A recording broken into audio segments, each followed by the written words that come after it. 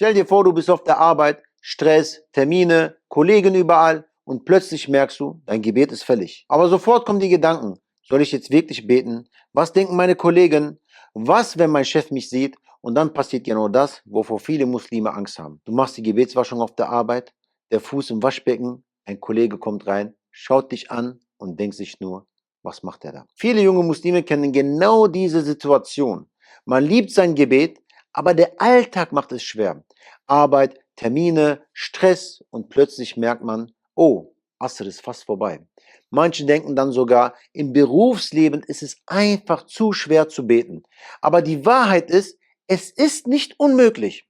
Es braucht nur Planung, Mut und ein bisschen Strategie. Und genau deshalb zeigen wir euch heute 5 praktische Tipps, wie ihr euer Gebet auch im Berufsalltag einhalten könnt. Ohne Stress und ohne dafür sich zu schämen. Viele junge Muslime kommen irgendwann genau an diesem Punkt im Leben. Die Schule ist vorbei, man beginnt eine Ausbildung, einen Nebenjob oder arbeitet Vollzeit. Und plötzlich merkt man, der Alltag ist komplett durchgetaktet. Meetings, Kollegen, Kunden, Termine, Stress. Und mitten in diesem Alltag gibt es eine Sache, die sich nicht verschieben lässt. Dein Gebet. Viele reagieren darauf mit Unsicherheit. Sie fragen sich, was denken meine Kollegen? Was sagt mein Chef? Ist das überhaupt erlaubt? Falle ich jetzt negativ auf? Und leider machen manche dann den großen Fehler, sie lassen das Gebet aus. Nicht, weil sie nicht glauben, nicht, weil es ihnen egal ist, sondern weil sie Angst vor unangenehmen Situationen haben. Aber hier ist eine wichtige Wahrheit. Allah hat dir das Gebet nicht gegeben, um dein Leben schwer zu machen, sondern um dich zu stärken, egal wo du bist, auch auf der Arbeit. Das Problem ist meistens nicht das Gebet selbst, das Problem ist die Unsicherheit, wie man damit umgeht. Viele Menschen versuchen es heimlich, sie verstecken sich irgendwo, sie rennen hektisch ins Treppenhaus, sie wirken nervös. Und genau das sorgt oft dafür, dass die Menschen misstrauisch werden.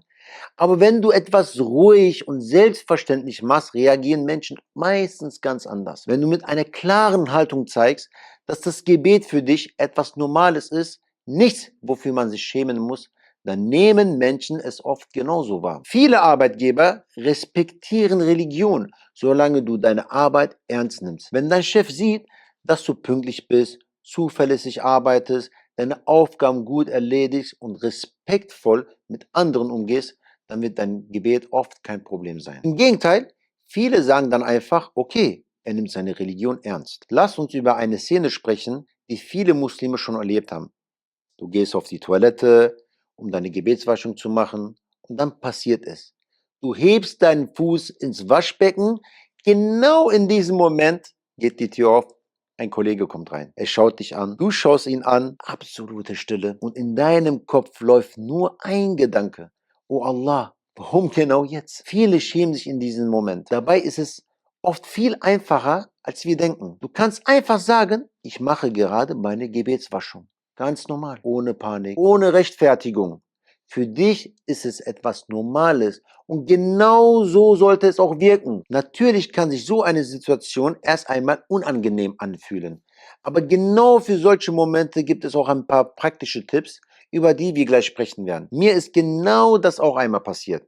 Ich stand da, Fuß im Waschbecken, Kollege kommt rein und ich war komplett überfordert. Und aus Panik habe ich einfach gesagt, meine Füße sind dreckig geworden, ich wasche sie kurz. Der Kollege schaute mich an, ich schaute ihn an und innerlich dachte ich nur, das war wahrscheinlich die schlechteste Erklärung überhaupt. Im Nachhinein hatte ich einfach sagen können, ich mache gerade meine Gebetswaschung. Und genau darum geht es. Mit Ruhe und Selbstverständlichkeit damit umgehen. Selbstbewusstsein statt Verstecken. Viele junge Muslime unterschätzen etwas Wichtiges. Menschen respektieren Klarheit. Wenn du unsicher wirkst, denken Menschen schneller, dass etwas komisch ist. Aber wenn du ruhig sagst, ich bete kurz, ich bin gleich wieder da, dann ist das für viele Menschen vollkommen in Ordnung. Natürlich gibt es auch Situationen, in denen es schwieriger ist. Manchmal gibt es keinen Gebetsraum, manchmal sind Kollegen neugierig, manchmal kommen sogar dumme Kommentare. Aber genau hier zeigt sich dein Charakter. Wie reagierst du? Mit Wut, mit Scham oder mit Ruhe und Würde. Ein Muslim repräsentiert nicht nur sich selbst, sondern auch seine Religion. Wenn Menschen sehen, dass du fleißig bist, ehrlich bist, respektvoll bist und hart arbeitest, dann wird dein Gebet für viele nicht zum Problem, sondern etwas, was sie respektieren. Denk einmal darüber nach. Du bist vielleicht 8 Stunden auf der Arbeit. Dein Gebet dauert wie lange? 5, vielleicht 7 Minuten. In diesen wenigen Minuten verbindest du dich mit deinem Schöpfer, mit Allah, demjenigen, der dir dein Leben gegeben hat, deine Arbeit gegeben hat und deine Möglichkeiten gegeben hat. Diese paar Minuten sind kein Hindernis, sie sind eine Erinnerung daran, warum du überhaupt arbeitest. Nicht nur für Geld. Die Frage ist also nicht mehr, kann ich auf der Arbeit beten? Die bessere Frage ist, wie kann ich es klug organisiert und respektvoll umsetzen? Und genau darüber sprechen wir jetzt. Tipp 1. Offen kommunizieren. Der wichtigste Schritt ist Ehrlichkeit. Sprich mit deinem Chef oder Vorgesetzten. Du kannst zum Beispiel sagen, ich brauche einmal kurz am Tag ein paar Minuten für mein Gebet. Viele Arbeitgeber reagieren viel positiver, als man denkt. Wenn du es offen ansprichst, wirkt es professionell, nicht heimlich. Und ein weiterer Vorteil ist, du hast nichts mehr zu verheimlichen. Du musst keine Ausreden erfinden und keine Erklärung mehr improvisieren. Stattdessen kannst du mit einem ruhigen Gewissen deine Gebetswaschung machen und dein Gebet verrichten. Tipp 2. Praktische Lösungen für die Gebetswaschung. Viele Muslime kennen einige Erleichterungen für die Gebetswaschung auf der Arbeit gar nicht. Eine Möglichkeit sind Ledersocken. Im Arabischen nennt man sie Huf und im Türkischen sagt man dazu Mes. Wenn man diese speziellen Socken trägt, muss man bei der erneuten Gebetswaschung die Füße nicht jedes Mal waschen. Man kann einfach mit nassen Händen darüber streichen. Gerade auf der Arbeit kann das sehr praktisch sein. Eine weitere Alternative, besonders wenn man keine Ledersocken tragen kann oder trägt, ist eine einfache Lösung. Nimm eine kleine Wasserflasche mit auf die Toilette. So kannst du deine Füße über der Toilette waschen, ohne den Fuß ins Waschbecken zu stellen. Diskret, sauber und ohne unangenehme Situationen. Tipp 3. Pausen klug nutzen. Viele Arbeitsplätze haben kleine Pausen. Raucherpausen, Kaffeepausen oder reguläre Pausenzeiten. Genau diese Zeiten kannst du für dein Gebet nutzen. Wenn andere 5 Minuten zum Rauchen haben, kannst du auch 5 Minuten zum Beten nutzen. Wichtig ist dabei, ziehe deine Pause nicht unnötig in die Länge.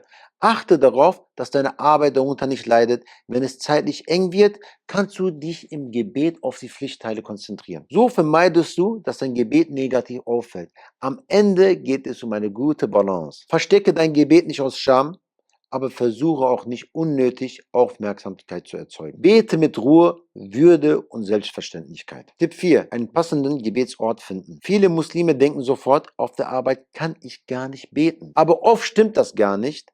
Manchmal braucht man nur ein wenig Aufmerksamkeit. Zum Beispiel ein leerer Meetingraum oder ein ruhiger Lagerraum. Oft reicht schon eine kleine ruhige Ecke für ein paar Minuten. Und wenn du höflich fragst, erlauben viele Arbeitgeber sogar, einen Raum kurz zu nutzen. Manchmal gibt es auch noch eine andere Möglichkeit. Ein Beispiel aus meinem Leben. Ich habe einmal im Internet geschaut, ob es eine Moschee in der Nähe meiner Arbeit gibt. Und ich habe gesehen, dass ganz in der Nähe eine Moschee war. So konnte ich während meiner Pause kurz dorthin gehen, mein Gebet verrichten und auch meine Gebetswaschung in Ruhe machen. Manchmal lohnt es sich also einfach ein wenig nach Möglichkeiten in der Umgebung zu suchen. Tipp 5. Ein gutes Beispiel sein. Als Muslim repräsentierst du nicht nur dich selbst, sondern auch deine Religion. Dann werden sie auch dein Gebet viel eher respektieren. Und manchmal passiert noch etwas anderes. Andere Muslime auf der Arbeit sehen, dass du betest und vielleicht führt genau das dazu, dass sie selbst wieder Motivation bekommen, auf ihr Gebet zu achten. Ich kenne zum Beispiel einen Freund, der auf der Arbeit immer regelmäßig betet. Am Anfang war das für seine Kollegen etwas ungewohnt. Aber mit der Zeit wurde es für sie ganz normal. Heute ist es sogar so, dass ihn manche Kollegen manchmal an die Gebetszeit erinnern. Und genau daran merkt man, wenn man seinen Glauben ruhig, respektvoll und selbstverständlich lebt, gewöhnen sich Menschen oft daran und respektieren es. Am Ende solltest du dir eine Sache bewusst machen. Dein Gebet ist keine Last, es ist ein Privileg. Viele Menschen laufen durch ihren Alltag, ohne jemals wirklich innezuhalten. Du dagegen hast 5 Momente am Tag, in denen du dich mit deinem Schöpfer verbindest. Auch auf der Arbeit, auch im Stress und auch im Alltag. Arbeit ist wichtig, sie bringt dir dein Gehalt, aber das Gebet bringt dir den Segen und die Zufriedenheit Allahs. Deshalb stell dir jeden Tag eine einfache Frage. Was ist wirklich wichtiger in meinem Leben? Wenn du dein Gebet schützt, wird Allah auch deinen Alltag erleichtern. Möge Allah uns zu Menschen machen, die ihre Gebete bewahren, egal wo sie sind. Wenn dir dieses Video geholfen hat, schreib gerne deine Erfahrungen und weitere Tipps in die Kommentare. Lass außerdem ein Like da, abonniere den Kanal und teile dieses Video mit anderen. Vielleicht kannst du mit dem Teilen dieses Videos jemandem helfen, der genau dieses Problem hat. Bis zum nächsten Video. Walhamdulillahi Rabbil Alamin.